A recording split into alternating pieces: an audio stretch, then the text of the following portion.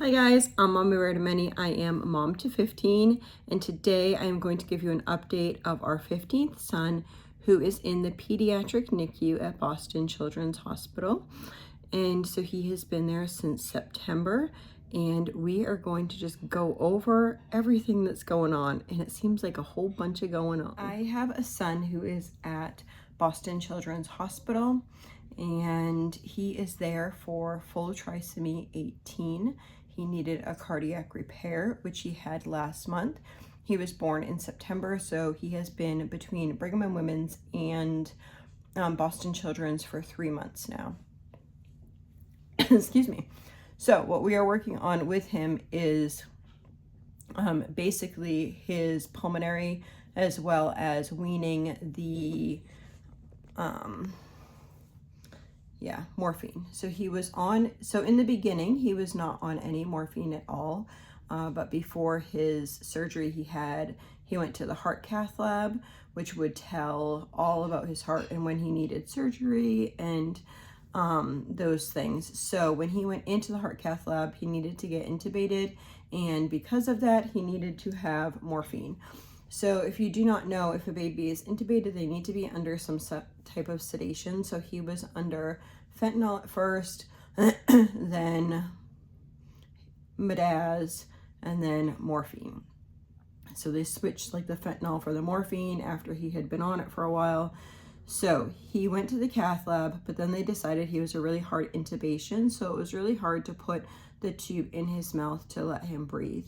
So they decided they were going to leave it in until the surgery.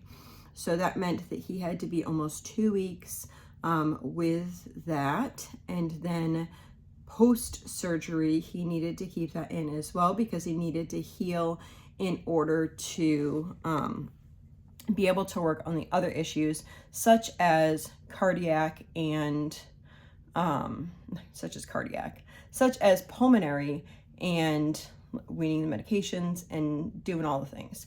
So currently he is has already gotten off the Midaz. So he has not intubated anymore. He was on the CPAP. He has moved from the CPAP to high flow, so a high flow of oxygen, which is kind of like a step down from CPAP. So if we get on to low flow at a certain number, then he could actually go home on a low flow oxygen. What we're learning about Azariah is he likes to tell us what he likes and how fast he wants to move, and that's okay. So we cannot make any of these moves really fast. We just need to go with his cues and such. So he was on Midaz. When he came off, he was on one other medication, and then he was on Midaz, and then he was on morphine. So he's gotten off the other 2 medications so far without any issues. Then he had 5 weans of the morphine that he did absolutely fine with, but they went really fast. So he came back after surgery 8 days. So he was actually intubated the second time for a month. So the longer they're on, the harder it is to get off. So he got rid of those 2 plus the 5 morphines, and then we tried to do another one, and he had a really rough time, but we didn't know for sure if it was that or the same day they had changed his feeds, as well as changing the at that point CPAP settings. This is before he was on high flow. So they changed 3 things within 48 hours, so you couldn't really tell what it was. So we decided we're not doing that anymore. Nope, not happening. So we're doing one thing at a time, like one thing and then give a period, another thing, give a period. So we know exactly what's going on with him, because it's not fair to him if we're saying, I wonder what it is, and changing everything again, then you really don't know what it is anyway.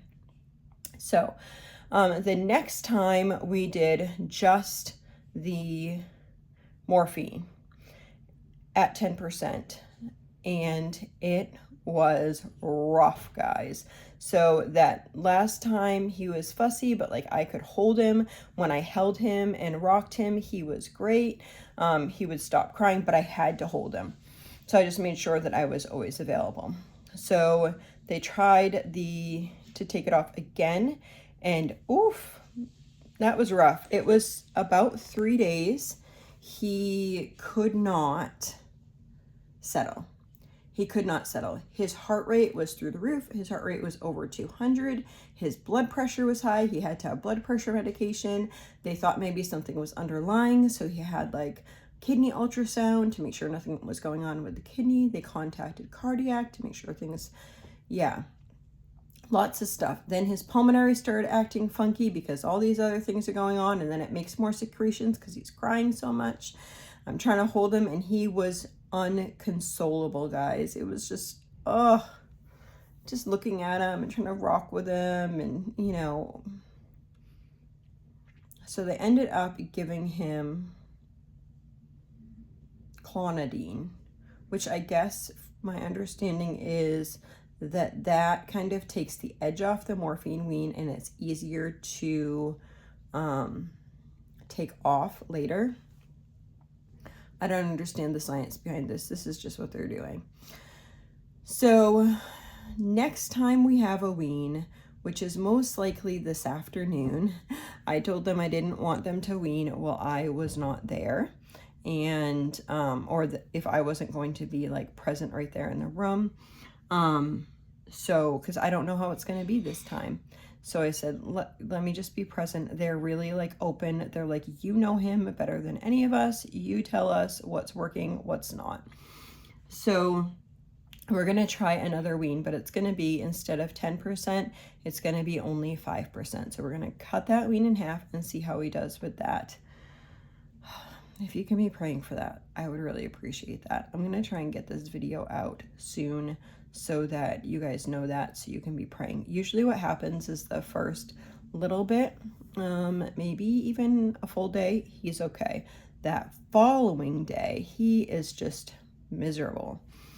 So that's the plan for the day. Other things that are going on. The laundry's broken. It really is the hospital, but that's like the least of the worries of life, right? So I'm just trying to think. So that is, we talked to quite a few different people. I've talked to different of the therapists.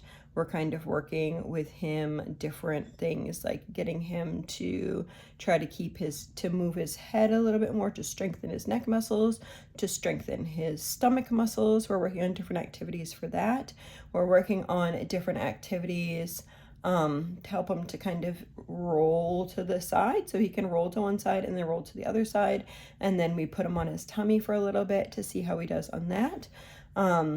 Just kind of like moving his legs in different positions so that he can, yeah, it's hard for him to move as a normal baby because he has he has like the wires for the heart monitor, and he has the probe and stuff on his feet, so he can move, but it does get tangly. It does get, you know, it's not like he can just do his own thing. Also, we don't know developmentally where he's going to be. They are very, very proud of him. He has done so well. Neurologically, we talked to also neurological teams that are in-house, and also the ones that are going to be following us once we leave. Just talking about brain development, physical development, occupational therapy, like all these different therapies that he will have outside of the house afterwards. So as far as brain development goes, he's doing pretty well. Like there's lots of things that I didn't know that he may or may not do, right? Like make eye contact. He makes eye contact. He follows people. If he sees if somebody's talking over here, then he's like, oh, what's over there? If somebody's talking over here, he's like, oh, who's over there? So he definitely follows you right around, tracks you very well. He does the same with toys. He tries to reach for toys. So all of those things, everyone asks like if he smiles. Does he smile like maybe a normal baby smiles? No, but you can tell when he's smiling. Like even different people have noticed this, that he gets a different look on his face and his eyes look like he's smiling. So he definitely is showing like the emotions for different things appropriately. So as far as those like developmental type things, yeah, going good. I think they're going good. I'm so proud of him. I'm proud of everything that we've gone to at this point so far. If you could just put it on the counter, that'd be great. Yeah, that's right. That's good right there. My daughter is sweet. She's bringing me in a coffee. She put it over there, so I better hurry up so I can drink it. So other things kind of related to Azariah, as well as some other things. We have some other medical issues actually going on with another person that they have been seeking a second opinion down here while we're in Boston. And I'm glad that we have. I mean, it's medical and we're not super medical people, but anyhow, they have been able to at least see them, get testing, and all those things. That is up to them. That is up to them to share if they want to share, because they are old enough if they want to share, or if they don't want to share.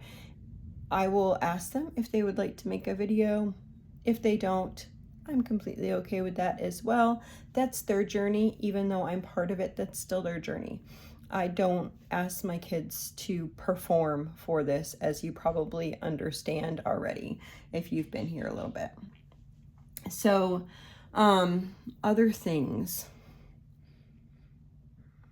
I think other stuff is probably life updates. I should probably do a life update type video, because that could go into its whole other realm, even though Azariah is part of that.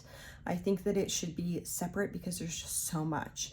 So basically we have just like evaluated everything. Oh, we talked to my husband's actually been able to come in and snuggle him, which is so special because he had been going back and forth to the house so much, and it was hard for him to get down. So he has snuggled him 2 weekends in a row. So he is super happy about that. And then I talked to like outpatient pulmonary type situation. So basically we're waiting to see if he would need a trach. So a tracheostomy is like where they put the hole in here and then they put the tube in here to help the breathing cycle. So we're not opposed to that, although we are just working and seeing, and as he makes progress, then he's showing us that he doesn't need it. He may need to go home on low flow, but it's not completely out of the picture at this point. As far as eating goes, we're going to have to see if he's going to be able to eat. I'm trying to get him to take a pacifier, but they did say that most likely he will not be able to drink enough of his feeds with the milk suction through that. So we're looking at other things. It could potentially be an OG, the one in the nose, or doing a G-tube or something like that, but we're not there. We're not at that point yet. We'll discuss that as that comes up. We're just trying to like prepare things like getting his mouth ready to suck to see if he could take a bottle. We have moved his kcal, so his calories, we have moved those down, and then during this whole period of stuff, we moved that down, and then I realized that he looked like he was hungry. So he was at like 36 kcal, which means they add calories to your breast milk in order to up the calorie content in that. So he was receiving a 36 kcal because he was so tiny, supplemental into my breast milk, and we have knocked that back to 28. And then we knocked it back to 28, and I was like, he seems like he's hungry.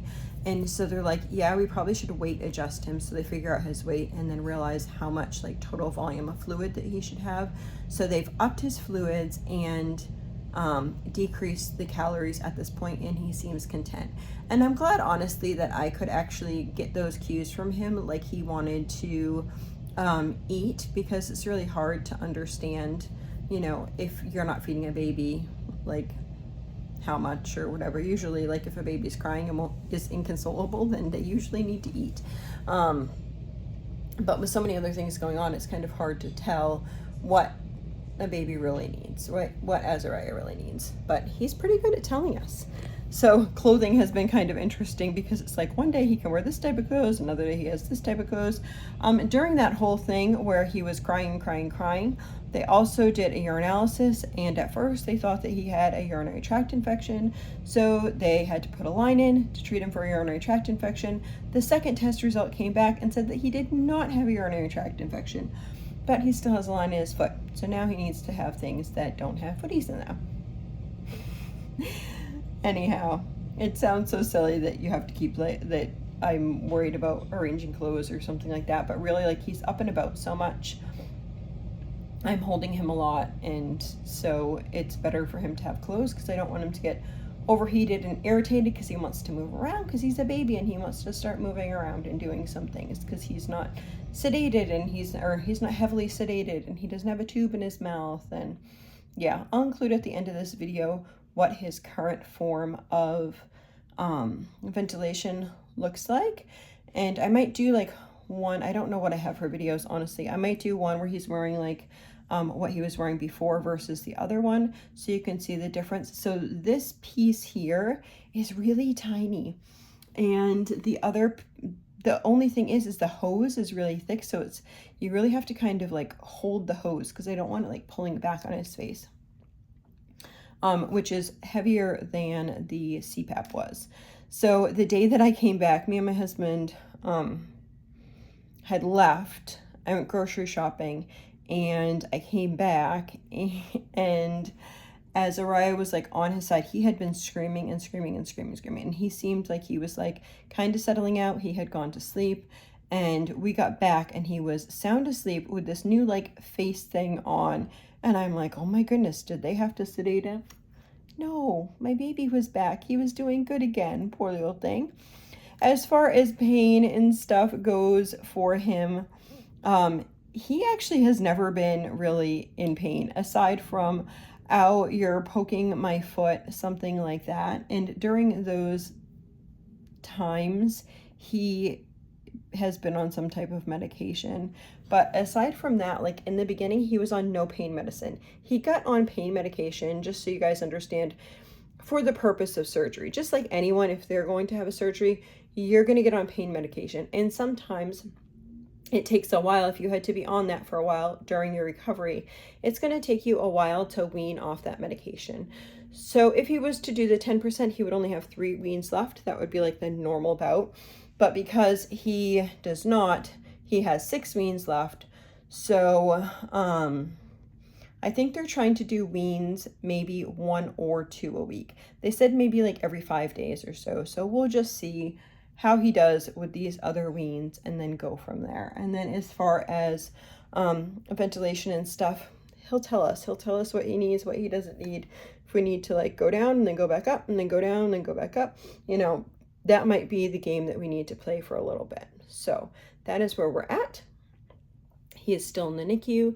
We have talked about once where he would be at a certain level before we moved to a different floor. Yeah, so it's kind of exciting because we have never really totally talked about after this, right? So I keep telling him this summer that we are going to go to the zoo together. So he's all excited for the zoo, in case anyone wanted to know. I just can't wait to take him with the kids and with the family. I've been looking at like different strollers that would be maybe appropriate, that we could like put equipment and stuff down below.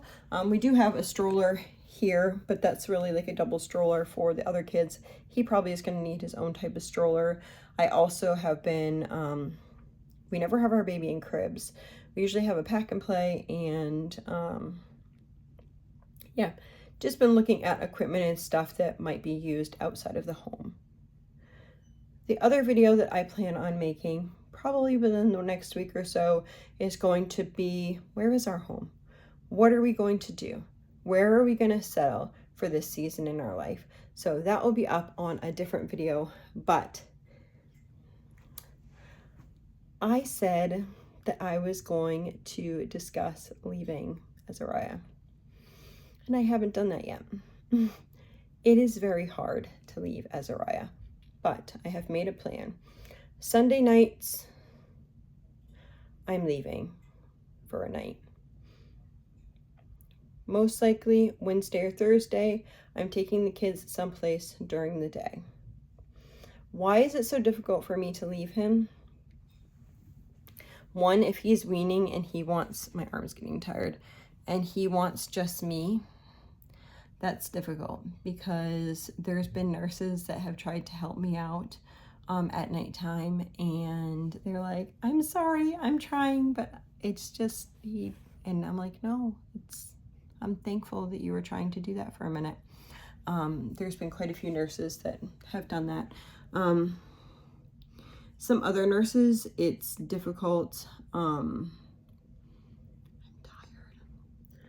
Last night he was fussing a bit, and I had one of those nurses that doesn't come in if they're crying.